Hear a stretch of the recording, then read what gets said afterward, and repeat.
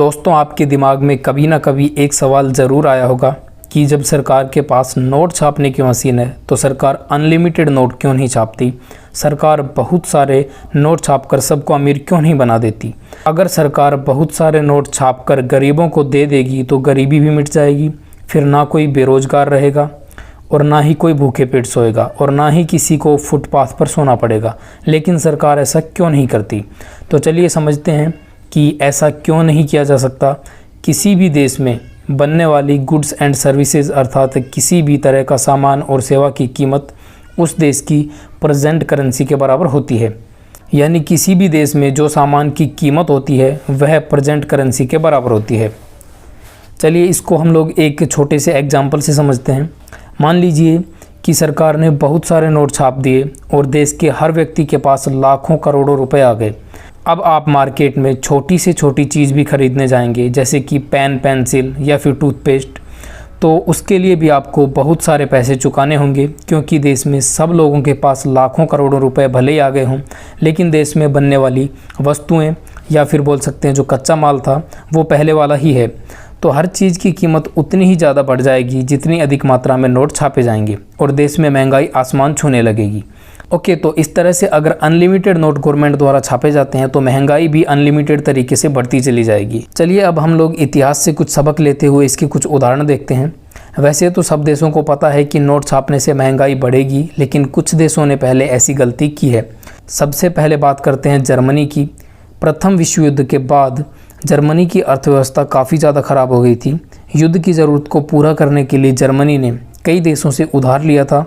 युद्ध में मिली हार से वह कर्ज चुकाने में असमर्थ हो गया था।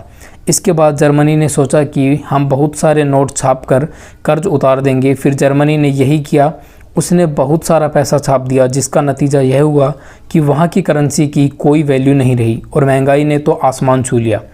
कुछ साल पहले जिम्बाब्वे ने भी ऐसी ही गलती की थी। जिम्बाब्वे ने बहुत सारे नोट छाप दिए, जिससे जिम्बाब्वे की करेंसी का डिवैल्यूएशन हो गया।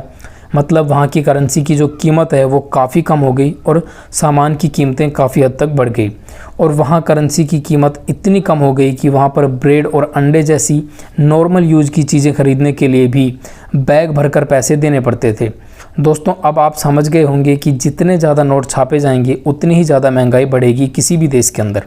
दरअसल हम लोग जो करेंसी यूज़ करते हैं उसकी अपनी कोई वैल्यू नहीं होती है। ये बात आप लोगों को पता होनी चाहिए कि जो करेंसी हम लोग यूज़ करते हैं, जो भी नोट हम लोग यूज़ करते हैं, उसकी अपनी कोई वैल्यू नहीं है। दरअसल वो है तो एक कागज़ ही, लेकिन उसके बदले जो एक्सचेंज की वैल्यू है वो हमें दी जाती है। मतलब कितने सामान के बदले में हम कोई नोट दे सकते हैं, ये होती है उस नोट की असली कीमत।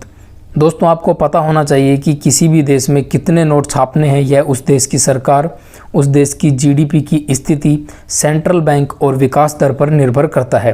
हमारे देश भारत की बात करें तो आरबीआई अर्थात रिजर्व बैंक ऑफ इंडिया यह तय करती है कि कब कितनी करेंसी प्रिंट करनी है, जिससे महंगाई भी ना बढ़े और वस्तु और कीमतों के बीच में सामंजस्य बना रहे।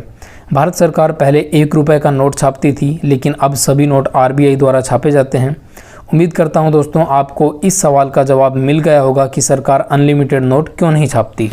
अगर आपको इस सवाल का जवाब मिल गया है कि सरकार अनलिमिटेड नोट क्यों नहीं छापती, तो इस वीडियो को लाइक और शेयर करना तो बनता है। साथ ही साथ अगर आप चैनल पर नए हो तो चैनल को सब्सक्राइब करके नोटिफिकेशन बेल को भी ऑन कर लेना, ताकि जब भी हम लोग एजुकेशनल वीडियोज़ अपलोड करें तो उसका नोटिफिकेशन आपको तुरंत मिल पाए। आज के लिए इतना ही दोस्तों, मिलेंगे नेक्स्ट वीडियो में। तब तक के लिए वंदे मातरम, जय हिंद एंड बाय।